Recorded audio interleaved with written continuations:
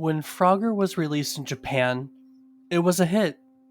But like so many other games of its time, there was a lot of hesitation when deciding whether or not it would be a hit with North American audiences. But there was one person who was willing to fight for Frogger and shut down all the critics by reminding them of their past failures. With that stark reminder, she took the opening to ask for a simple request: give me 60 days. Frogger was make or break in those 60 days. Today we're going to be taking a look back at Frogger, talk about how it came to be, talk about one person's fight to bring it to North America, and look at all the versions of the game that have been published in its last 40 years. So let's get a hop on as we take a leapfrogging trip down memory card lane.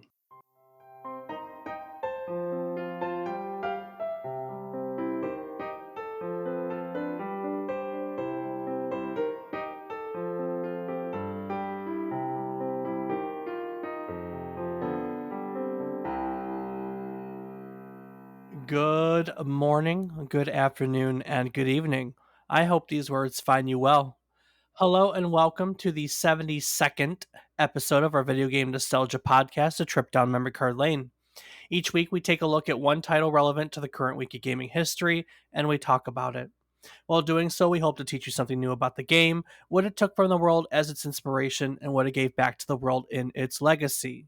Today, we're looking back at Frogger, released as an arcade cabinet on January 12th, 1981. I'm David Casson, and as always, I'm joined by my co-host who loves to run into traffic, my brother, Rob Casson. Rob, weren't you always taught to look both ways before crossing the street? Yeah, Dave, that's why I haven't gotten hit yet. Damn. I don't know what I expected from that, but I'll take it. So what'd you play this week? Well, I've been playing a lot of RuneScape. How is your hardcore Iron Man run? It's no longer hardcore. Oh, it's no longer. That's right. You lost hardcore status, I think, by the time we last talked about it. It might have been like right after, yeah. Because the buddy got a little overzealous again and died to the same thing that killed him the first time. So, it happens. Just means we got to try again. I've been thinking a lot about, because you asked if we want to do it as a group of like 4 or 5 of us, and I think that'd be fun. I think we should specialize. I know it doesn't matter, but I think in the beginning it'd be best to specialize in certain skilling. Does that make sense? I Like, mean, some people. sure, but by the time you can get anywhere to do anything, I'll probably already have been there for a month. True. But anyway, enough about RuneScape. I also got to play a little bit of Rocket League. I got to win my first diamond tournament. Pretty exciting. And then I actually did some Mario Kart and a very, very, very short amount of Tarkov, in which I died in the first 5 minutes of the raid and then quit. Wait, didn't we get to the semifinals in Rocket League, and then afterwards you won in Diamond when I wasn't around? Isn't that what happened? Yes. Yeah, because I suck. No, not at all. You got us to semifinals in the Diamonds. I just happened to get into a twos tournament in Diamonds. Yeah, true statement. Tarkov, 5 minutes. Anything out of the ordinary? I mean, normally I can play longer. It just happened to be tonight, and had to get ready for podcast recording. It just happened to be a very bad raid right before. So Gotcha. I found a lot of really good stuff and was excited to get out. Picked a fight with a bunch of scavs, and one of them had some pretty good aim. Bink, dead. Yeah. I got hit with the good old head jaw. One shot dead. Oh, man. How about yourself, Dave? What you been playing? Rocket League. Thanks to you, RuneScape. It's real easy to just put that on the side. I was playing the Ascent with my friend the other day, and like every time I had a moment to breathe, I was like, okay, smith this. Okay, I was making nails. It's like nails, taking a brief moment to do that. So thank you for that now multitasking distraction. So yeah, Glad I could help. So I played the Ascent. Played Rocket League. I tried playing a little bit of the Township Tale on VR, but for whatever reason that night it made me really dizzy really quick. So I got about 10 minutes and then I had to put it down. So I haven't really formed an opinion on it yet. I don't normally get dizzy for VR, so that was kind of weird. I don't know if I was tired that day or what, but I think that's about it. I don't think there's anything else. Didn't you get some Forza in? Oh yeah, I always get Forza in. I always get Forza in because I always play with our friend and get the weeklies in. Um, Yeah. I don't know why I still do that. I know I'm not gonna be able to keep it up forever, but so far I haven't missed a car yet. So Well, hey, you have a lot better car collection than I do. I have about. We checked the other day. I have about 300 cars left to go. I was exactly at like 257 of 557 or something like that when we checked the other day. Of course, I had a good couple days. The past couple days, I rolled a Jesco yesterday. Um, and what else? I got one other pretty badass car. I don't know. You know what the stupid part about it is though? What's that, Dave? I like Forza. Obviously, I'm still playing it, and you like Forza too. Although it's you haven't been as interested in it lately. Um, you win all these cars, but you never use them. Like we always race our car. You find a car or two that you like and you stick to it, and so there's literally hundreds of cars that you'll probably never even use. At least for me. Yeah, see, Damon and I are pretty good about always forcing ourselves to pick a class and something that maybe we don't do all the time and do a budget build. So we'll buy a car, keep it a certain amount, and then build it up for that amount. And Mm. that's how we get to play with a lot of cars. I did something stupid this week though. Hmm. There's a vehicle that they require for one of the speed traps that's in the auto show for $500,000, and I always do the single player stuff first, so I bought it to do the speed trap. What I did notice is that it's the reward for one of the co-op championships that we all normally do together. Wow. Yeah, I know, Good, right? good job, Dave. Well, you know what, Dave? All that aside, speaking of cars, did you know that's where the idea of Frogger came from? I did actually. I did, but did our audience know is really the question, huh? Maybe it is. Why don't you tell them about it? So the idea for Frogger comes from, as Rob said, the place from which so very many good ideas from history have come, the car. I know I listen to my podcast in the car, and that's about it. I listen to my podcast in the car. So Frogger was created by Akira Hashimoto, and he came up with the idea for Frogger while he was waiting at a traffic light for the light to turn green. And while waiting, he saw a frog trying to cross to the other side of the road. The frog couldn't get across because of how busy, all the traffic was. And so Hashimoto stopped his car, pulled over to the side of the road, and he carried the frog across. And while doing so, a light bulb went off in his head, and he was given the idea of Frogger. So never pass up on opportunities to do things because you'll get your ideas. So at the time, Hashimoto worked for Konami as a game designer, and he went to Konami with this idea and said, "Hey, I want to make this game," and they said, "Sure." Now, there's really nothing special about the development of Frogger. It was pretty straightforward. They made it in a reasonable amount of time, and they came up with the idea that you know today. And so Frogger was published in Japan on January 12th, 1981. But Frogger is a worldwide phenomenon that almost wasn't, because, like so many other games that we've talked about from this era with Japanese game development, there was a whole lot of skepticism about its success in gaming's biggest market, North America. They weren't sure that they were going to bring it over. And the skepticism came from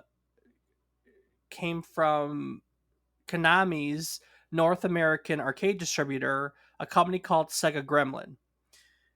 So we know Sega, of course, but Gremlin's probably new for a lot of you, so let's cover Gremlin for just a second. Gremlin was a company founded all the way back in 1971 as a contract engineering firm by Harry Frank Fogelman and Carl Grindle. They had originally intended to name the company after themselves as Grindleman Industries, but they registered the name over the phone, and an employee of the Secretary of State misheard the name and instead incorporated their company as Gremlin Industries. I don't know about you, Rob, but I think Gremlin's way cooler than Grindelman, anyways.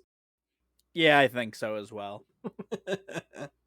Now, Gremlin joined the video game industry in 1976 by releasing its first video arcade title, which was called Blockade. So, in Blockade, Rob, you ever heard of Blockade?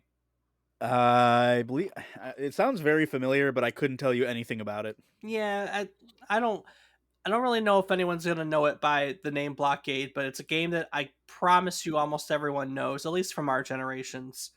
So in Blockade, a player uses four directional buttons to move their character around, turning at a 90-degree angle and leaving a solid line behind them.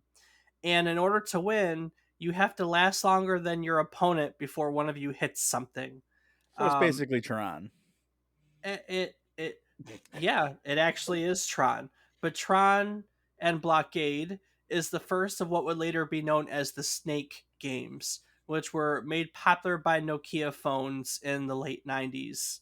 Which, I mean, I guess it's a little early for you, but you know what Snake Oh, is, don't you? yeah, I've played Snake. Yeah, so I think a lot of people has played Snake.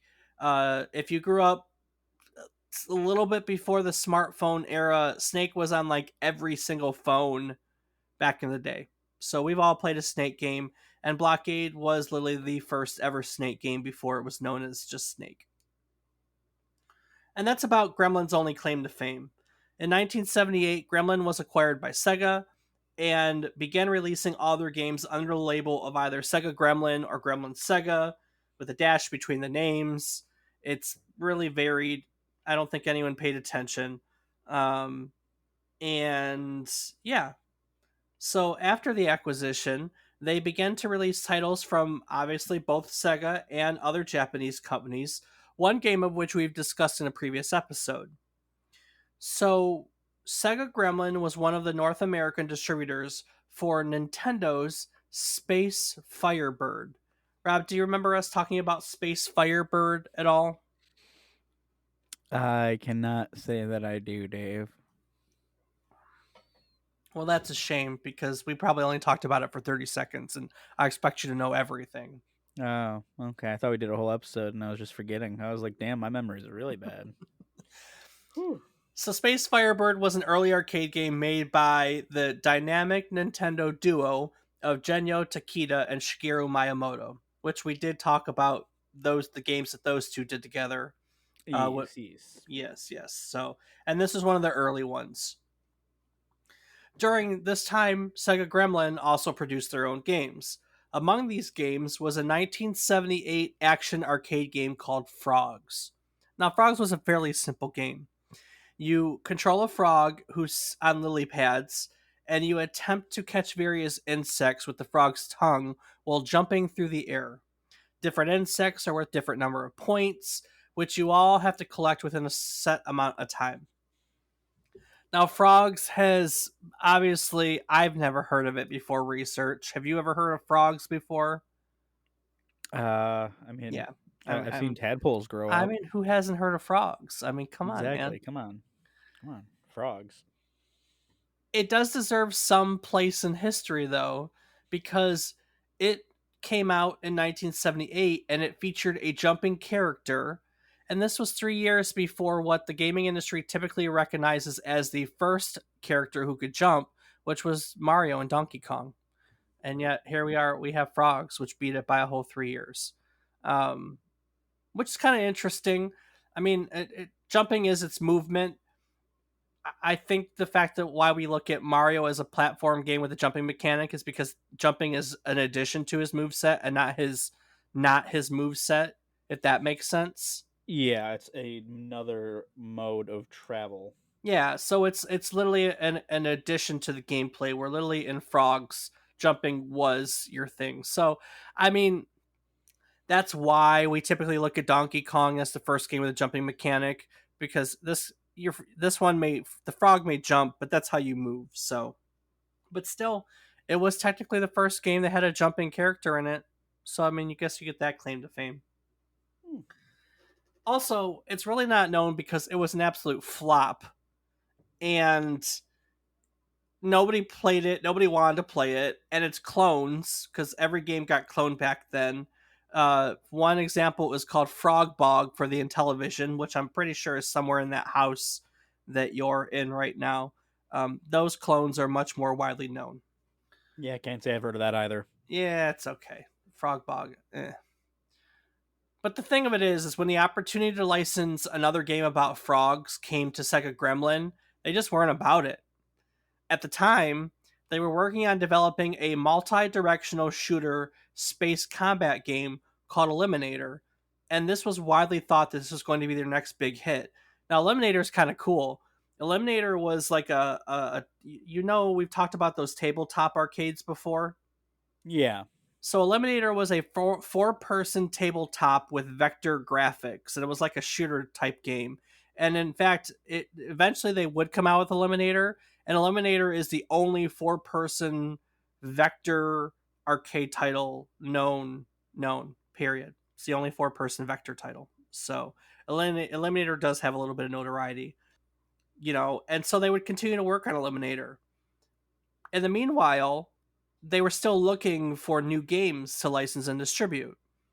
And at some point, a market researcher for the company, one Elizabeth Falconer, was tasked with going through Gremlin's library of video presentations to see if the next greatest thing was in their library. And Falconer stumbled across Frogger, and she loved it. It appealed to her. It was fun. She loved it. She wanted to play. She thought that it was going to be their next big thing. So she brought Frogger to her bosses and asked them if the game had even been reviewed, but learned at that meeting that they were not willing to take a chance because its basic gameplay and cute presentation were not thought to sell very well. Still, Elizabeth Falconer fought for Frogger. She argued that they were wrong and that the game deserved a chance. And so she requested a licensing window of 90 days to playtest the game, which would be a really small investment on the company's part to prove her right or wrong. And what she was told was that the request would be granted if she could personally convince the owners of Gremlin's management, the company that owned Gremlin, to do it, basically. Now, at the time, Sega Gremlin was owned by Paramount, like Paramount Pictures Paramount. Um, and so she requested a meeting with the executives of Paramount, who owned Gremlin at the time, which was granted. And she opened the meeting by passing out booklets that highlighted Frogger's gameplay and sales potential.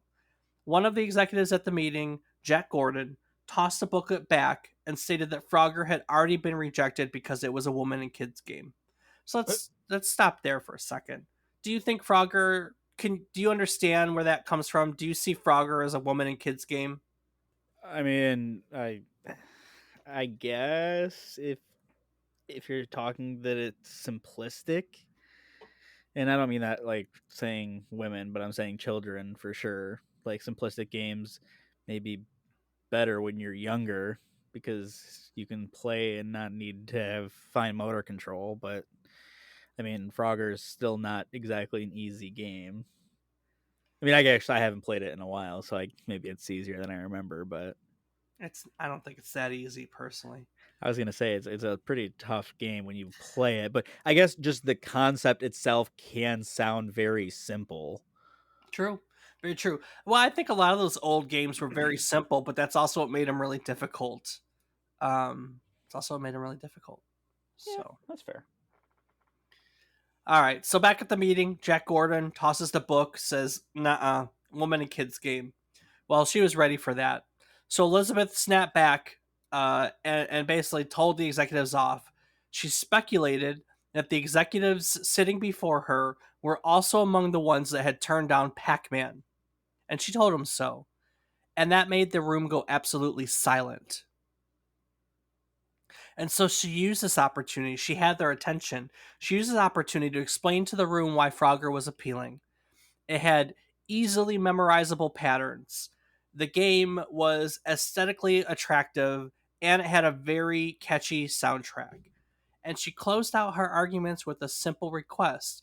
She wanted to test a prototype to gauge player reactions. And afterwards, the room was silent. Elizabeth thought that fine, I lost. There was no chance that I was going to get, this game made. Where one of the other executives piped up and told the group to let her have her goddamn kids game. I mean, she did shut the whole room up, so She did. I good mean, on come her. on, how good is that? Look, you idiots, you turned down Pac-Man, and look how that turned out. Right? I mean, that's a damn good argument. Like, Oh, it is. what do you know? You know, Yeah. You can't, yeah, that's it. and so with that, I guess blessing. I mean, whatever you want to call it, she got permission, which is what she was told to do. Psychic Gremlin went back to Konami, and they worked out a licensing deal in which they would pay approximately about $3,500 a day for a 60-day licensing window, which was I feel like is a lot of money back in 1981. Yeah, yeah, a little bit. So shortly thereafter, they received the programming chips from Konami, the EPROMs, and they engineered them into a prototype cabinet, which would become a North American version of Frogger. This prototype was taken to a bar in San Diego called Spanky's Saloon. Okay. Yep. Great name. And here at Spanky's Saloon, it was play tested by bar patrons, which were admittedly mostly made up of men. And as it turns out, Frogger was a good game, right? Among drunk men. Among Nice. drunk men at Spanky's Saloon. Hmm, makes sense. With its playtest, Gremlin's sales team was impressed by all the attention that Frogger received, and with the data in hand, they were able to easily convince buyers to purchase Frogger cabinets at the next distribution show. And well, the rest is history, and that's why we're here talking about it. So, the game. Rob, you said it's been a while since you played Frogger, right? Yep. Well, if any of you listening have never played Frogger, allow me to describe the game. In each game, you have to get from the bottom of the screen to the top, and at the top, there are empty frog homes, they're called, which are basically just empty squares at the top of the screen. You can move in all four directions with a joystick, and the frog starts out at the bottom of the screen. So you're at the very bottom. Now, just above you is a long stretch of horizontal road that's occupied by cars, trucks, and bulldozers. And your first goal is to get across the road without getting splatted by a car. I guess that's the way it goes, right? Yeah, basically. Once you cross the road, there's a median in the middle of the screen. And this median separates the road from a river. In order to cross the river, you have to jump on swiftly moving logs or jump on the backs of turtles or alligators. While crossing the river, you have to avoid snakes, you have to avoid otters, and you have to avoid the open mouths of alligators.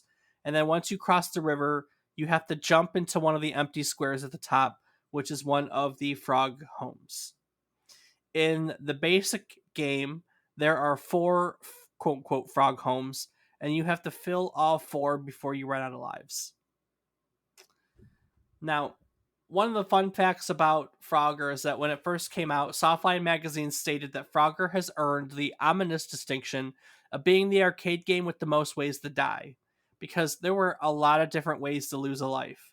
You could get hit by a car, you could run into a car, you could jump into the water, you could run into snakes, you could run into otters or fall into alligators' jaws. You could jump into a home that was invaded by an alligator because occasionally those empty blocks at the top weren't empty. Oh, You could stay on top of a turtle until it's submerged, and therefore you would fall in the water and drown. You could ride a log off the screen, which would cause you to die. You could ride an alligator or ride a turtle off the side of the screen, which would cause you to die.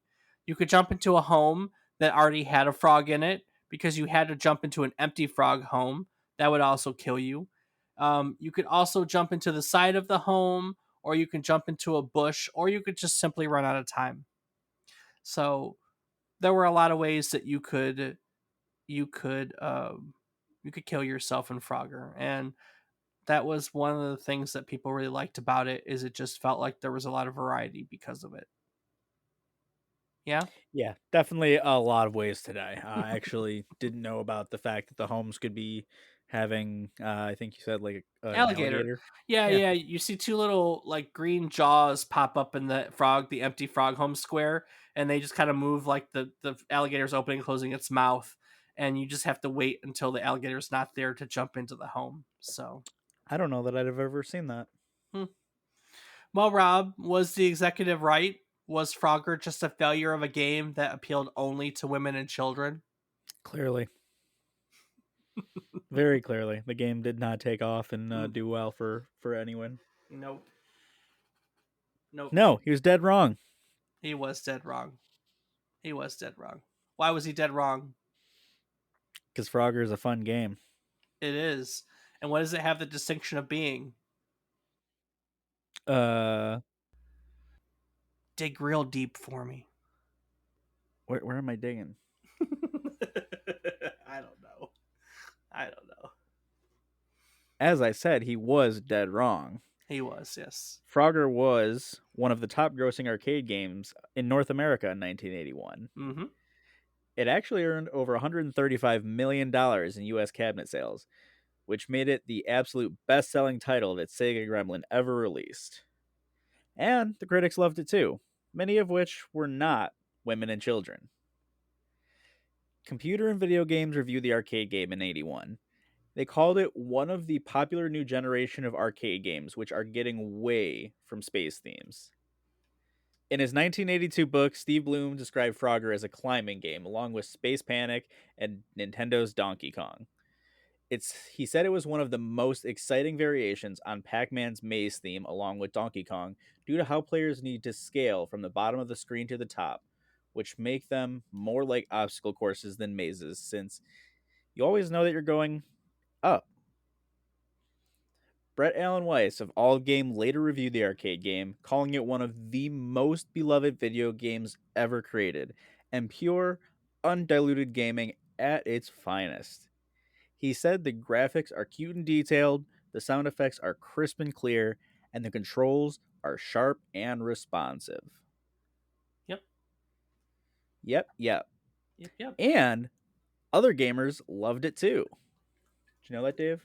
I I did. Oh, well, I'm glad you knew that. I'm quite glad you knew that. So, users such as C. Keen the Great on Moby Games write that for some odd reason, I didn't have high expectations for this game, even though I was aware of its classic status. However, after playing it, I was thankfully proven wrong, as this is arguably one of the best arcade games ever made. I found myself coming back to this game many times, but then again, each play session lasts for about 5 minutes. This certainly isn't the next Final Fantasy, so don't expect to spend hours and hours on this game. Then again, that's arcade gaming for you. That's true, actually. I mean, but arcade gaming was designed around getting more money, so the play sessions were intentionally made short, so you'd have to put another quarter in to get more money. I mean, I my experience with Frogger was admittedly on a PlayStation, so I didn't really know it was an arcade game. Mm-hmm, mm-hmm. So it makes sense now why yeah, no, it makes a lot more sense. And I hadn't really ever put too much thought as growing up as why arcade games were short, and it's obviously knowing now as an adult to make money. So it makes sense the way that they were done now, looking back on all of that. Mm-hmm. Well, Seekeen's not the only one. User Katakis on Moby Games writes that obviously Konami failed to realize that frogs are amphibians, meaning that they can live and breathe underwater, and program the game in such a way that falling into the river means loss of life. Don't let that stop you from enjoying a simple, addictive game. The game is so successful that it inspired several games that still retain the Frogger name. Yeah. Yeah. Yeah. And last up, we have user Forever Sport on Moby Game, who recalls that in those days, we all thought this game was perfect and could play it for hours, even after months. The only complaint? There was no sequel. But there were sequels, Rob. That there were, Dave. It's been 40 years, and there have been a whole slew of Frogger video games, just none that were ever really released as an arcade cabinet. In fact, the first Frogger sequel would come 3 years later in 1984.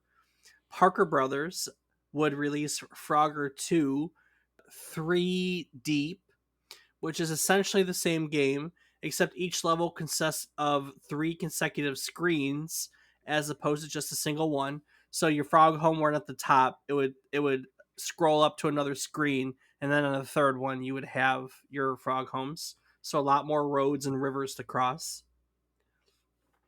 And then we wouldn't see another Frogger game until 97, in which Frogger was released for the PlayStation, which Rob you just talked about. Yep. What do you remember about PlayStation Frogger? I mean, I remember that it was Frogger. I remember playing and trying to get to the other side. There really is not much to remember. It's just one of the first games that I remember playing for It's true. PlayStation. Yep. And I know you're right. I know we have it. It's one of those games that sits there, so I can second that. Now, PlayStation Frogger is an expansion of the original arcade game. It sports levels that have larger maps. It has updated graphics that are rendered in 3D, and it has some additional gameplay moves, not just the up, down, left, right. I think there were diagonals, and he probably had a special jump, if I'm not mistaken. Now, PlayStation Frogger was actually a smashing commercial success, and it sold over 3.5 million copies, which makes it the 27th best selling title for the PlayStation. Wow. Right? You wouldn't expect that out of a Frogger title, would you? No. I was surprised when I saw that too. They made a sequel to that Frogger called Frogger 2. They ditched the original style of Frogger, and the gameplay of Frogger 2 was closer to that of a traditional platformer as opposed to, your normal obstacle course game. The series took a complete leap in the platformer direction in 2001 with Frogger: The Great Quest, which was released for PlayStation 2. There is a whole action adventure style series of Frogger titles, including Frogger's Adventure, The Temple of Frog, Frogger's Journey, The Forgotten Relic, and Frogger's Adventures: The Rescues. And then there are all these odd ones that, we've talked about. We've talked about franchises and games, and they all seem to have some weird ones in the middle, don't they?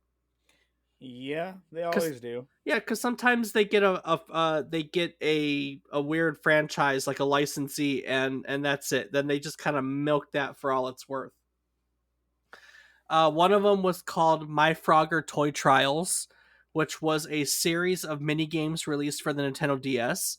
And then Frogger would return to the arcades with a game called Frogger's Hop Trivia, which is obviously a trivia title that's Frogger themed. I mean, it doesn't ask Frogger questions, but I don't know why they would pick Frogger as a trivia theme, but hey, they did. They did it. They did it. That they did. There is a title called Frogger's Beats and Bounces, which is an action rhythm game. And I mean, there are any other of titles released as a Frogger game. And we talked in the beginning of this when we were talking about arcade titles and how there were clones, how the original Frogs had Frog Bog for the Intellivision, and Frogger is no stranger to clones either. Frogger had Ribbit for the Apple II. Acorn Soft made Hopper for the BBC Micro. Someone completely pilfered the name. A&F Software made Frogger flat out for the BBC Micro, which was not licensed by these guys. Hmm. Frogger was also used. Froggy was the name used for it in the ZX Spectrum. And Frogger again was used on the Sharp MZ700. There were also clones that retained the gameplay of Frogger while they changed the art style and plot. In the Atari 8-bit family, there's a game called Pacific Coast Highway, which splits the gameplay into two alternating screens, one straight highway and one straight water. Also in the Atari 8-bit family, you had a game called Preppy, which changes the frog to a preppy, a frog wearing prep stuff who retrieves golf balls at a country club. Okay.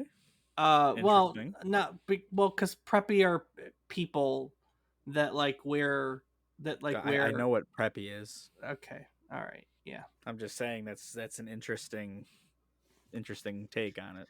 The Atari 2600 had a game called Frostbite, which uses the Frogger River gameplay but has an Arctic theme. And then we actually have a very recent game that uses the same theory, and that's Crossy Road, which was kind of a smash hit on the iPhone, on all the phones, iPhone, Android, Windows Phone, back in like, I don't know, 2013, 2014, somewhere in there. Can't say I ever got into that.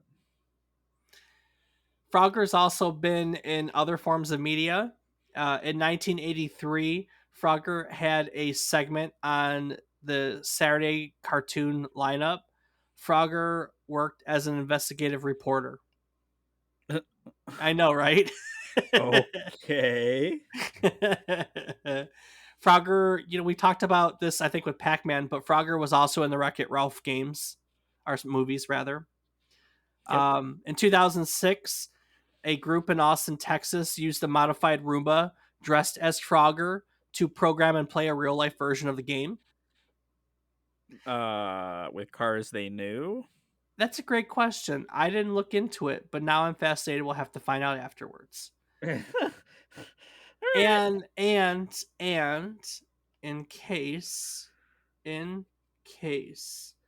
I didn't find it, but there is There a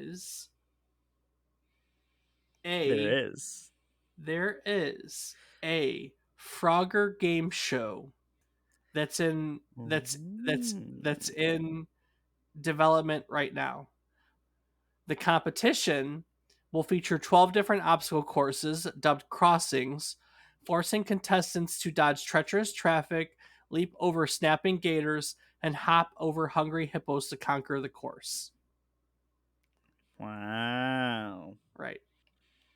And you can, I don't know if they're still taking applications for contestants, but it says on the article I pulled up that the show's recruiters are looking for folks that have a love for Frogger, the 80s, and any particular physical or mental skill that could help you compete for money.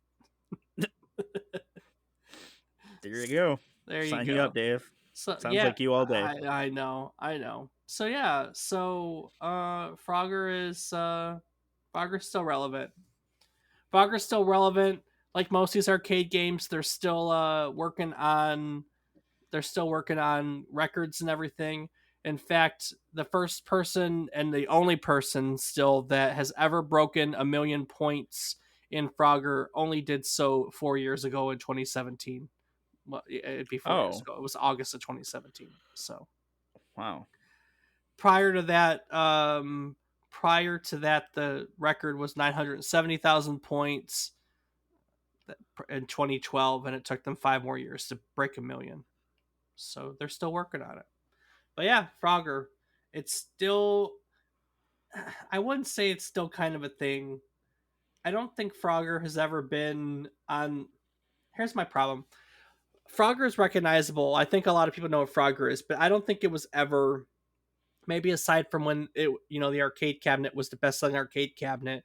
But in the modern era, I don't think Frogger has ever been an elite tier video game with the star power of Pac-Man or Mario or anything from that era. You know what I mean? Yeah, I agree. I mean, it makes sense. All the games that really happened after 2000 were most of those like little DS titles, and there's never really been a mainstream title released for Frogger since then. I think maybe it had one Xbox Live Arcade title that was released, and the rest of them were all like either iOS titles or DS titles or little hoppy beats and whatever on the arcades type deal. But there's never really been another Frogger game. They could probably do something really cool with Frogger these days. Maybe not. I don't know. I don't know. Maybe like a 3D Frogger. You have to go up and down too. Ooh. I think they actually did have a 3D Frogger. No joke. There's literally a title called Frogger 3D that came out for the Nintendo DS in 2011, and some of the places that you go to in Frogger 3D include New York, the casino, Military Island, the Far East, and something called the Pseudo Dimension. And in case you wanted to know, the game does support 4-player wireless multiplayer. Ooh. But yeah, so there literally was a one. Um, Well, I'll be damned. they actually did come out with one 2 years ago. So if you subscribe to Apple Arcade, there's a game on there and called Frogger in Toy Town. And when the new Intellivision comes out, it's supposed to have Frogger on it. So we'll actually get a new, updated Frogger on the Intellivision Amico whenever it finally is released. So, fun fact. Fun fact: I actually didn't know there was going to be a new Intellivision. You didn't know there was going to be a Intellivision Amico? Nope, had no idea. There may never be a Television Amico. It was first announced back in like 2018, and it's been delayed quite a few times. The last time it was talked about was like August of last year, where they said they had to push the release date again with no ETA on. No ETA. You know what's really fascinating? So the president of the current Intellivision is Tommy Tallarico. Do you know who Tommy Tallarico is? Can't say that I do, Dave. he Have you ever watched the video games live, the like video game concerts? No. Oh, all right. Well, he's pretty known for those. He produced those. He's a pretty well known modern composer for video game music. He's done in the modern era. He's done. He worked on Guitar Hero 2. He did the sound for Advent Rising. He's done the sound for a Sonic title, a game called Devastation, one of the Oddworld games, a Spider-Man game. He's kind of all over the place for video game stuff. So Spider-Man. Spider-Man, Spider-Man. He also worked on a Prince of Persia. He did the music adaptation for the Game Boy version when they brought it to the Game Boy. I know we talked about that recently. We talked about Cool Spot too, the like 7-Up type game. He did the music on that one. He's kind of all over the place. But I think what he's known for pretty well now is there's a series of video game concerts called Video Games Live. You can get a lot of them on like either as a soundtrack, or I have actually two of them on Blu-ray, the first two, and he plays like guitar, and stuff and directs in it. So Tommy Tallarico, yep, Tommy Tallarico. Tommy Tallarico. You might recognize him if you ever see him. He's all over the place. Anyway, that's Frogger. That it is. Anything? I mean, I don't think I talked very much. I played Frogger. I played Frogger on the Atari. I played Frogger on the PlayStation. I haven't played any of these modern ones. I picked it up again for this episode's reminder. I'm no better at it now than I was then, mostly because I don't have the patience. It's just that simple. I don't have the patience. So True. yeah, I'm not good at games that I'm not good at games that you need patience, which is why I suck at stealth games. So, but it's I think, like we say every week, it's worth a try. I mean, you could literally go on Google and just type Frogger, and there are free to play versions of Frogger. Literally on Frogger.net, you can go on there and you can play the original Frogger. That's it, just right there. So, go play Frogger, or maybe Frogger clones on Frogger.net, but go play them. Anyway, Go play them. go play them. Go play them. Go play them. Go play them. I'll post a link on our website, www.memorycardlane.com. I'll also post the show notes. They have all my research for today. If you would like to take a look at more about Frogger, some of the games, I'll remember to post the bio for Tommy too. Just some random notes. I'll also post the Intellivision Amico link if you ever want to go check that out. Do you ever go to All our right. website? Do you ever go to our website? Every once in a while. Nice, nice, nice, Yeah. nice. Yeah, you got to keep up on it, make sure that you haven't forgotten to do something. That's very true. Also, on our website, you can find our biographies. You can find links to our old episodes. Last week, we did an episode on RuneScape. We'll talk about next week in just a moment. But we have 71 other episodes for you to check out. You can find a link to our Patreon. You can find a link to join us on our Discord. You can also find a link to our social media. I am in various places as David is wrong. Rob, where can we find you? Twitch.tv/FATBOIRIPZ. Yes, we play together as the Fat Boys because we're all kind of chunky because we sit on our butts playing video games all the time. So Yeah. join the Fat Boys, come play with us. And that will do it every single week. As we talk about at the top, we try to teach you something new about the game, what it took from the world as its inspiration, what it gave or what it gave back to the world as its legacy. We talked about both very specifically this week. And so, as part of that process, we go roundtable and we talk about our biggest takeaway from each episode. Rob, what did you learn today? Well, Dave, for one, I did learn that there could be alligators in the hidey hole. That's very true.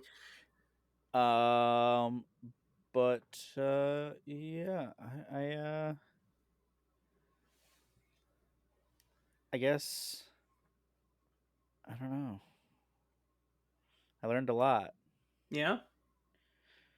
Yeah, I mean, honestly, to be fair, I did not know that Frogger had started as an arcade game. Having started on PlayStation, that's I never looked back into the history of it to learn that it hadn't started as that. And the whole it's a woman and children's game concept is kind of funny to me because I don't know. I guess I just never really saw that. What's really funny is that if you go back and you listen to our episode on Pac-Man, you'll find out that Pac-Man was literally designed to appeal to women and children, and that's how it was sold. And here we have a game that was almost quite literally blacklisted for the very same reason. You know?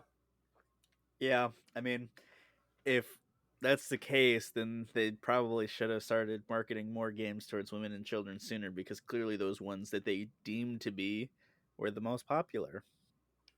Yeah. Hmm.